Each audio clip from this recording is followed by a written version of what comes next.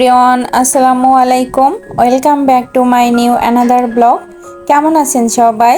I hope সবাই অনেক বেশি ভালো আছেন, সুস্থ আছেন। আমরাও আলহামদুলিল্লাহ ভালো আছি।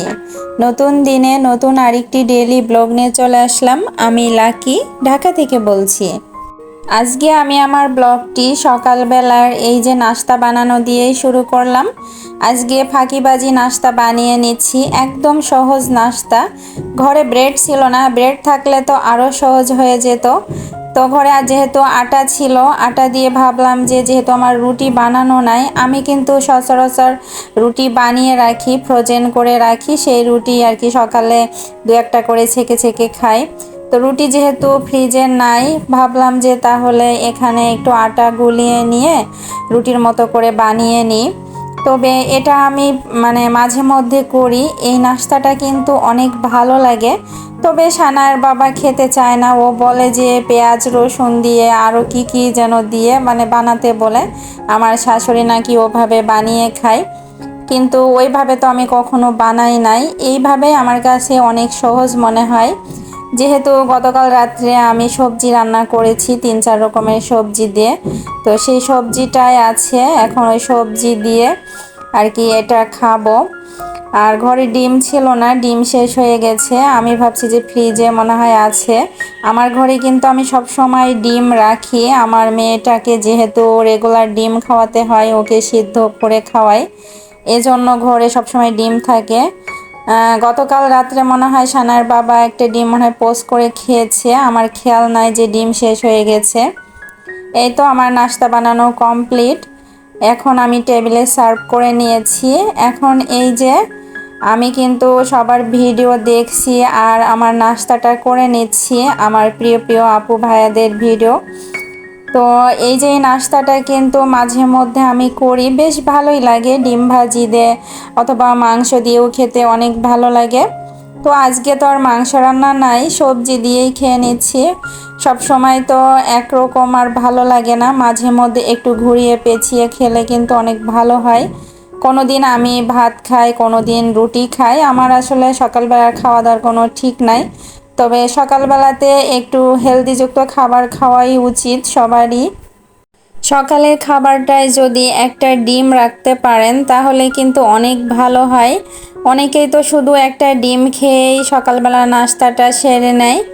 আমিও কিন্তু আগে সেটাই করতাম, কিন্তু এখন আমি খাওয়া দাওয়ার প্রতি একটু সচেতন হই। কারণ আমার যেহেতু প্রি ডায়াবেটিসের সমস্যা আছে, এজন্য নিজেকে একটু সবসময় খাওয়া দাওয়ার কন্ট্রোল করি। তবে মাঝে মধ্যে কন্ট্রোল করতে পারি না, তবে মাঝে মধ্যে যখন যে ভাবি যে না আমার যেভাবে হোক কন্ট্রোল করতেই হবে, তখন করি। আর এখনও ওইভাবে পুরোপুরি আসলে সুগার আমার নাই, তবে মাঝে মধ্যে একটু মনে হয় যে 10 পেরিয়ে যাচ্ছে, এরকমটাই মনে হয়, ভাবি। সব সময় তো আসলে সুগারটা পরীক্ষা করি না, যেহেতু আমি ঘরে বসেই পরীক্ষা করে নিই। এখন এই যে আমি যার ভিডিও দেখি তার ভিডিও কিন্তু ফুল ওয়াচ করে দিই। অনেক সময় কাজ করি, কাজ করতে করতে হাতে হয়তো, যেমন রান্না করার সময় কথা বলি, হাতে পানি থাকে অথবা মশলা থাকে, তখন হয়তো কাউকে কমেন্টস করতে পারি না, একটার পর একটা ভিডিও চলে আসছে। এভাবেই কিন্তু আমার প্রিয় প্রিয় আপু ভাইদের ভিডিওগুলো দেখি, যাদের ভিডিও আমার এত ভালো লাগে। আর এইখানে এই যে ও রাত্রেবেলা এখানে এই যে টুকিটাকি সংসারের এগুলা কিনে নিয়ে আসছে, আমি ওকে নিয়ে আসতে বলেছিলাম। অল্প একটু এলাচ আর একটা ভিমবার, একটা মাজনি, আর ওই মাজনির সাথে মনে হয় ওই যে সার্ফ এক্সেল নাকি ওটা ফ্রি পেয়েছে। আর ওকে একটা ক্রিম আনতে বলেছিলাম, যেহেতু শীত চলে এসেছে, শরীরের তো পরিচর্যা করতেই হয়। আর গরমের দিনে আমি কিন্তু মুখে তেমন একটা কিছু ইউজ করি না, বাহিরে যখন যাই তখনই শুধু একটু ব্যবহার করি ক্রিম ট্রিম। আর বাসাতে গরমের দিনে তেমন ক্রিম নিই না। তো শীতের দিন আসলে আসলে পরিচর্যাটা একটু বেড়ে যায় সবারই। এখানে এই যে লশনটা কিন্তু গত বছরের, এখনও এবছরে কেনা হয় নাই। আমি ওকে বলছি যে একটা লোশন কিনে আনিও, যে 2টা লোশন হলে আমাদের চলে যায়। মেয়ের জন্য যেহেতু আলাদা লোশন ব্যবহার করা হয় মেয়ের জন্য, আর আমাদের জন্য আর কি শীতে, পুরা শীতে আর কি 2টা লোশন হলেই ভালোভাবে চলে যায়। আর এখানে যে নেভিয়া সফট এই ক্রিমটাই আমি ব্যবহার করি শীতে মূলত। আর এই যে অ্যালোভেরাটাও আমি ইউজ করি শীতের দিনে। ভীমবার আমি ওকে একটা কিনে আনতে বলেছি, ও কিন্তু একটাই কিনে এনেছে। আগে কি করতো, একসাথে অনেকগুলা কিনে আনতো। আমি ওকে রাগ করেছিলাম একদিন যে একসাথে কেন এতগুলা কেনার প্রয়োজন, আমি একটা হলেই তো হয়ে যায়, একটা যখন শেষ হয়ে যাবে তখন আবার কিনে আনিও। একসাথে অনেকগুলা কিনতে গেলে কিন্তু টাকারও সেরকমটা প্রয়োজন হয়। তো যেহেতু আমি মধ্যবিত্ত পরিবারের বউ, তো হিসাব করে চলতে একটু বেশি পছন্দ করি, কিন্তু আমার হাজব্যান্ড ও একটু হিসাবই না, মানে বেহিসাবি বলতে গেলেই। খরচটা বেশি করতে চায়, আমি যত চাপাতে চাই ও তত বেশি খরচ করতে চায়। আর এদিকে এই যে গত শুক্রবারে যেহেতু আমার ভাই ভাবি এসেছিল, অনেক রান্না বান্না করেছিলাম, তো কিছুটা পোলাও ছিল, আমি সেগুলা ফ্রিজে রেখে দিয়েছিলাম, এখন গরম করে নিয়েছি। আর রোস্টও বেঁচে গিয়েছিল, আমি ফ্রিজে রেখে দিয়েছিলাম। তো এই যে রোস্ট পোলাও এখন গরম করে নিয়ে দুপুরের খাবারটা খেয়ে নিচ্ছি, সাথে শসা কেটে নিলাম। আর মাঝে মধ্যে আমি আমার খাবারটা একটু সুন্দর করে পরিবেশন করে খেতেই পছন্দ করি। সানার বাবাকেও সুন্দর করে একটু পরিবেশন করে দিই, যাতে করে ও একটু খুশি হয়। আর যে কোনো জিনিসই সুন্দরভাবে যদি একটু পরিবেশন করেন, বিশেষ করে খাবার, তাহলে তো আকর্ষণটা আরও বেশি বেড়ে যায়। যাই হোক, মনের কাছে একটু ভালো লাগে। অল্প আয় থেকে আপনি চাইলে কিন্তু অনেক কিছুই করতে পারেন। আমাদের সংসার যখন প্রথম প্রথম শুরু হয়, তখন কিন্তু সানায়ের বাবার স্যালারি একদমই কম ছিল, আমরা এক রুমের বাসা নিয়ে থাকতাম। তো তখন কিন্তু অনেক হিসাব, যেহেতু আমি ছোটবেলা থেকে একটু হিসাব করে চলতে পছন্দ করি, সেহেতু মানে আমার সংসারে অনেক আগেই কিন্তু অনেক কিছু আমি করতে পেরেছি। আমার মেয়ে হওয়ার একটা জিনিসই সবসময় চিন্তা করতাম যে বাচ্চা কাচ্চা হওয়ার আগে যতটুকু করা যায়, বাচ্চা কাচ্চা হওয়ার পরে তো একটু খরচের পরিমাণটা একটু বেড়ে যায় সবারই। তো এই হিসাবটা আমার মাথায় ছিল বলেই কিন্তু আমি যাই হোক আমার নিজের সংসারটাকে গুছাতে পেরেছি।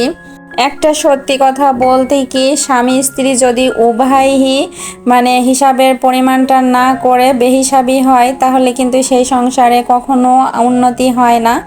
যেহেতু আমার এই যে আমি একটু হিসাব করে চলি, ও কিন্তু বেশি খরচ করতে চায়।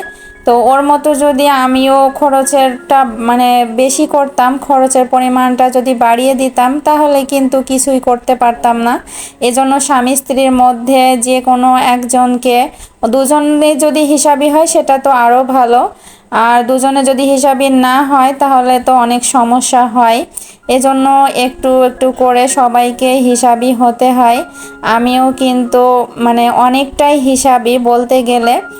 আমার ফ্রেন্ড সার্কেলরাও কিন্তু আগে ছোটবেলা থেকেই ওরা আমাকে বলতো যে তুই এত হিসাব করে চলিস কেন, তবে জীবনে অনেক উন্নতি করতে পারবি। তবে তাদের কথাগুলোই সত্যি, যে আমি হিসাব করে চলি বলেই, আর উপরে যেহেতু আল্লাহ আছে আমাকে অনেক হেল্প করে। যাই হোক, আর এখানে এই যে রাত্রেবেলা রান্না বান্না করে নিচ্ছি, এখানে মিষ্টি কুমড়া ভাজি করে নিচ্ছি।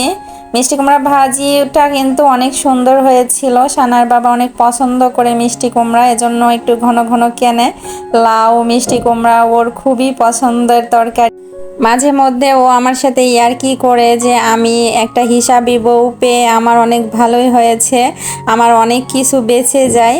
আসলে সত্যি কথা বলতে কি, আমার নিজের পার্সোনাল কোনো চাহিদা কিন্তু নাই, সংসারের টুকিটাকি এটা সেটা করার প্রতি আমার একটু বেশি চাহিদা।